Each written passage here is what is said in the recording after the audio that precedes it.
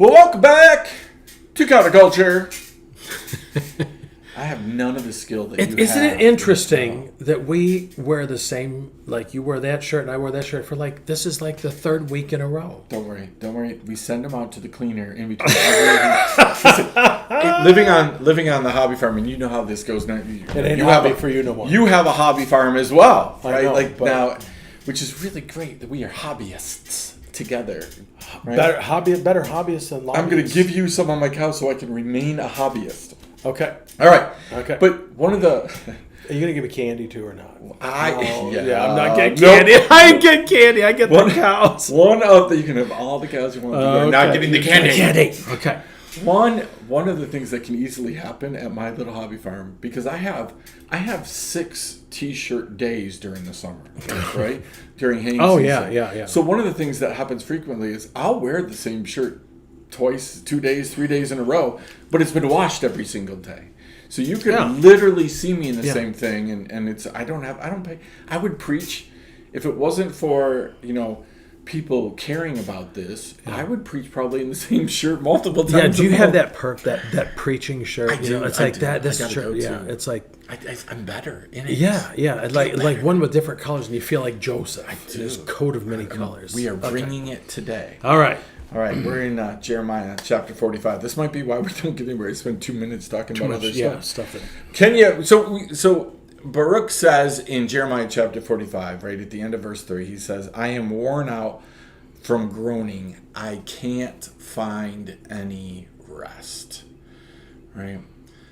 Do you see today in our culture people who cannot find any rest? Yep. Yes. Usually when I look in the mirror, sometimes. I was just going to say, when you look over this way. Look in the mirror, when I look at you. Yeah, but some of it is, much of it, excuse me, is self-induced. Yep. Yeah. I got a person in my church, I call them, and, hey, life's really busy right now. That's been their voicemail message for ever since I've known them for 8 years. I'm still busy. Okay. Whose fault is that? Yep. So some of that is ourselves. Some of it we're worn down because we are watching the news. Yep. Some of it is because we are not exercising self-care. Mm-hmm. So I'm taking the next 2 weeks off, from when we're recording this, and I need it desperately. Next year I get a sabbatical. I could take it this year, but I'm not going to because I want to plan it better. But or here's the other thing: we are not taking a Sabbath. Yeah. Yep. We are not taking a Sabbath. And I'm talking to pastors here primarily, but I'm also talking to laymen. Laymen are not exempt from taking a Sabbath, which is what part of Sunday is supposed to be. Now there are some things that are energizing to me that I do. Spending time with you. There you go.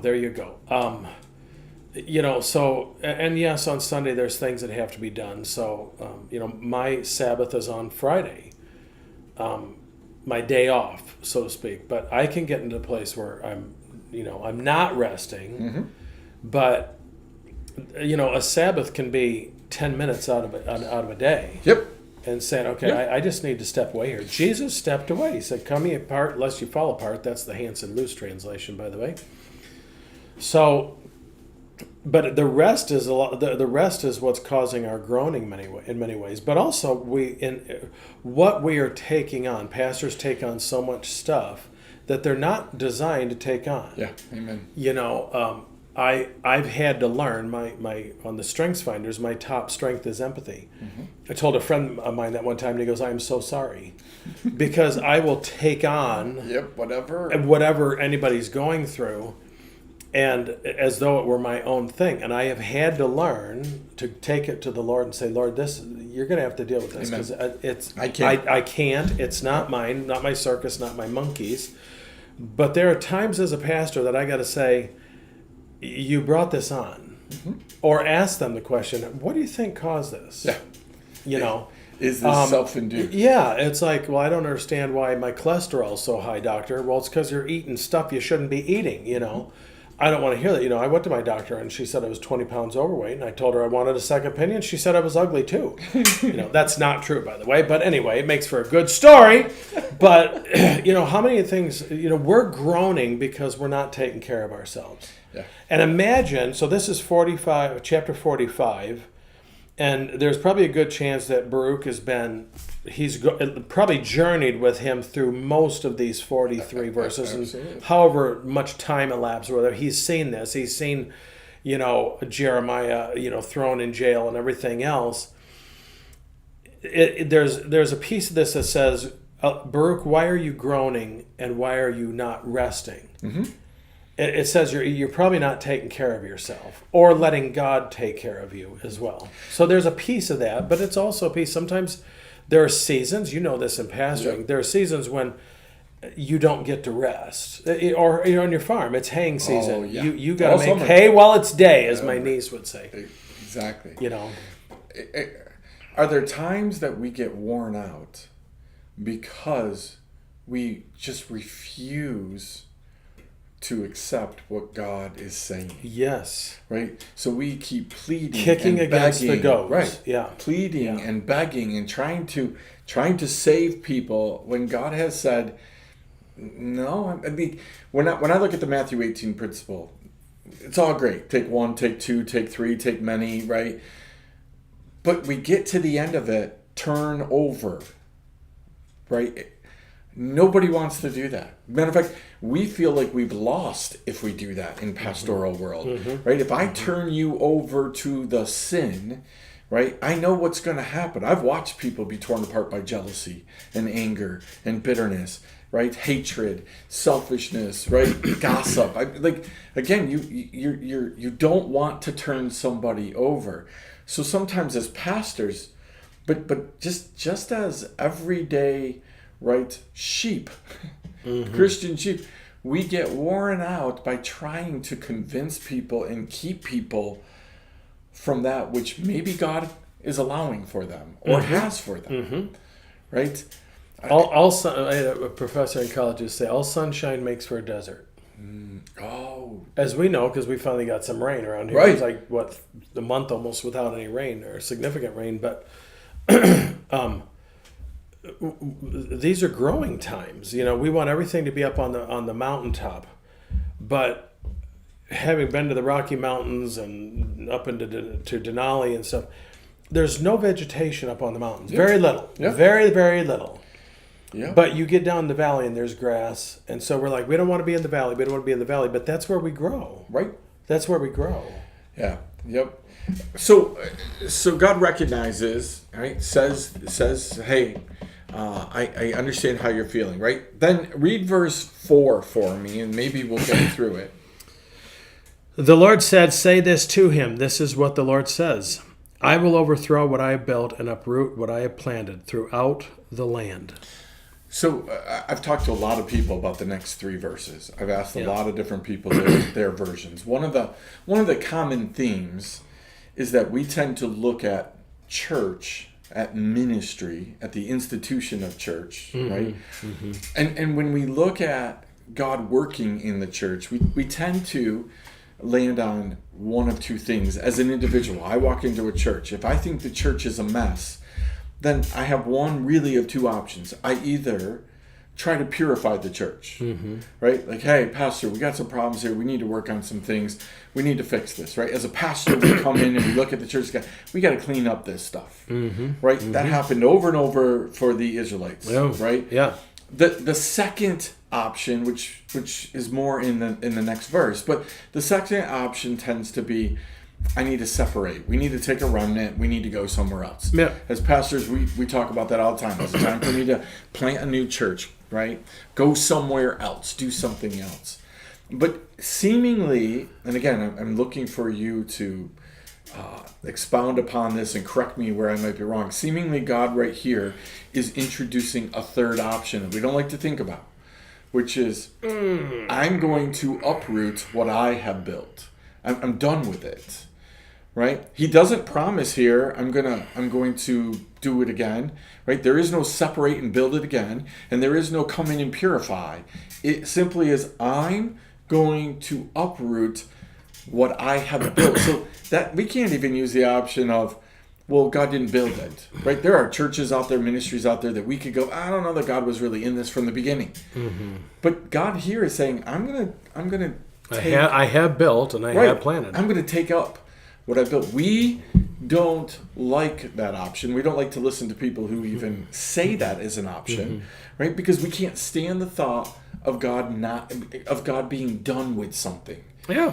Right? Yet over and over in the Old Testament, yeah, there are those things. Yes. Right? Yeah. So again, there's value in all three of those options, right? So maybe start with me and just talk with me for a minute about, have you seen moments in your ministry or other people's ministries where purification, right?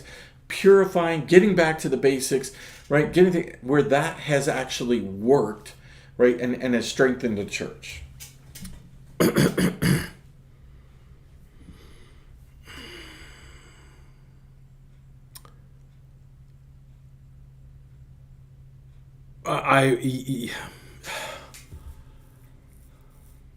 I have seen it, yes. Okay. And usually here's how I've seen it.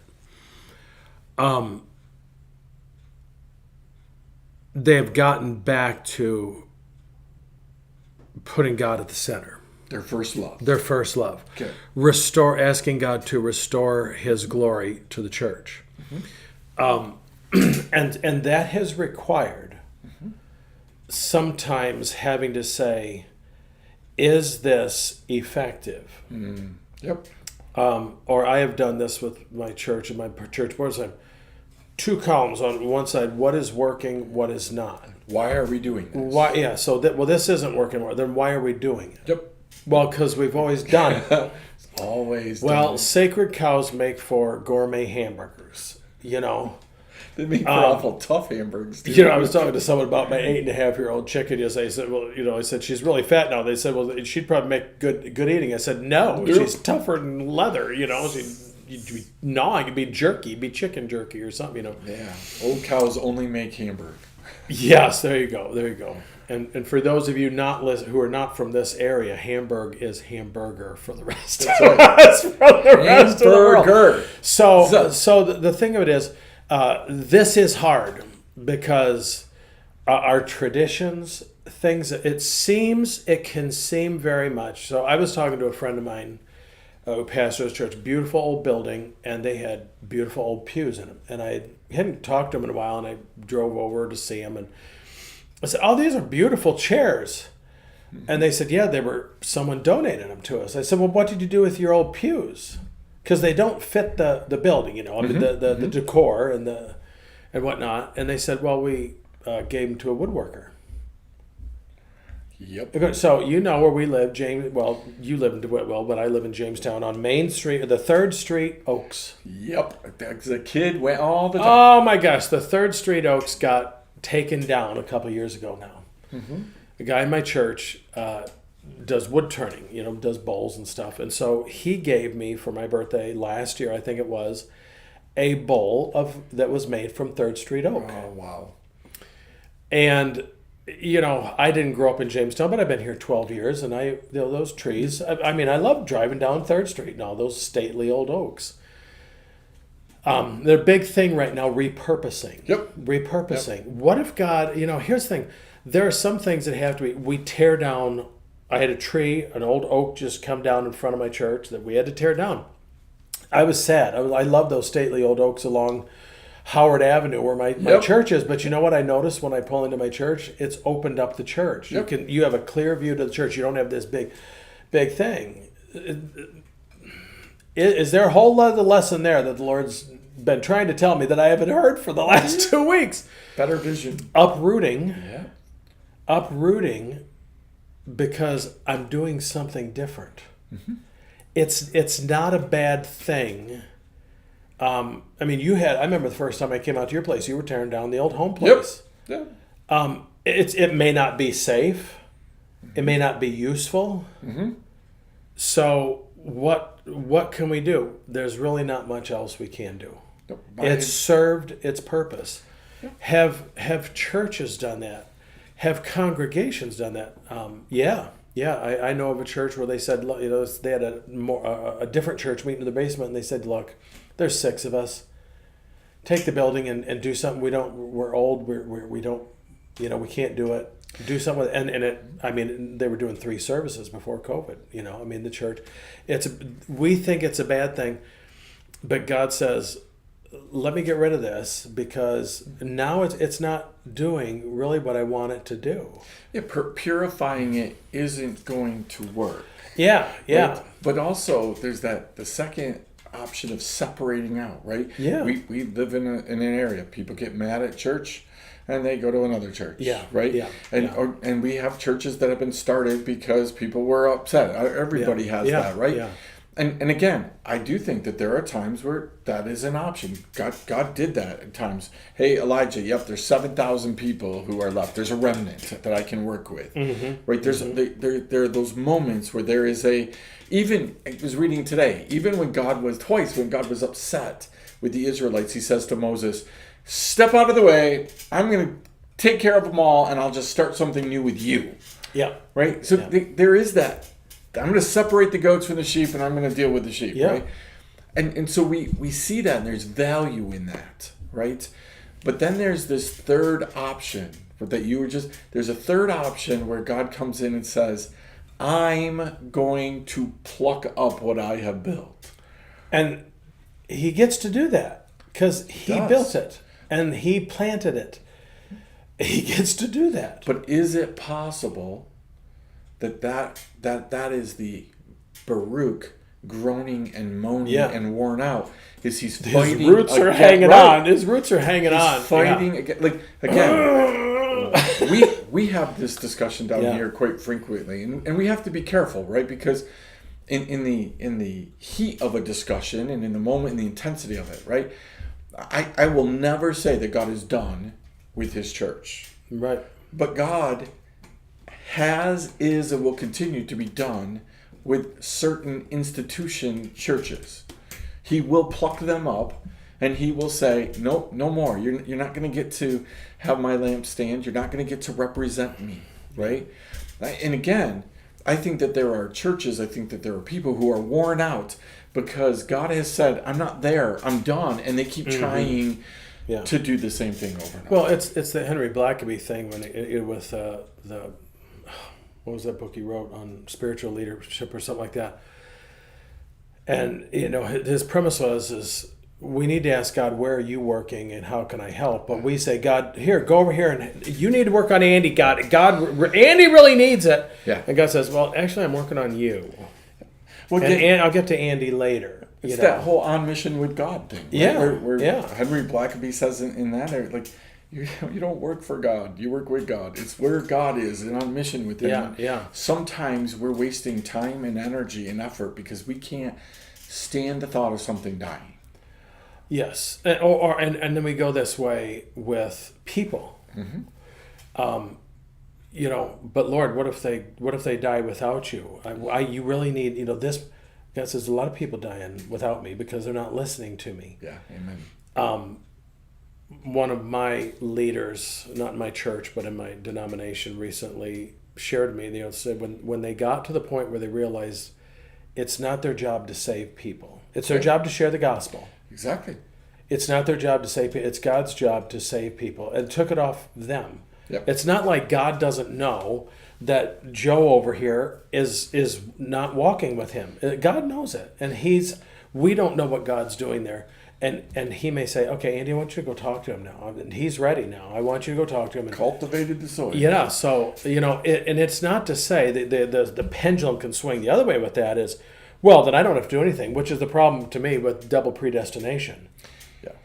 I mean, if it's already decided, then it's really kind of a charlatan who becomes a pastor who believes in that because it's already decided, so there's nothing you can do to change it, You become almost a con artist if you do that. Now, I know I'm upset with some of you, so I guess you can put it in the comments, but that's a problem to me. Double predestination is a problem with me because then it's like, well, I don't have to do anything. Just let God sort them out. God knows And- and figure it out.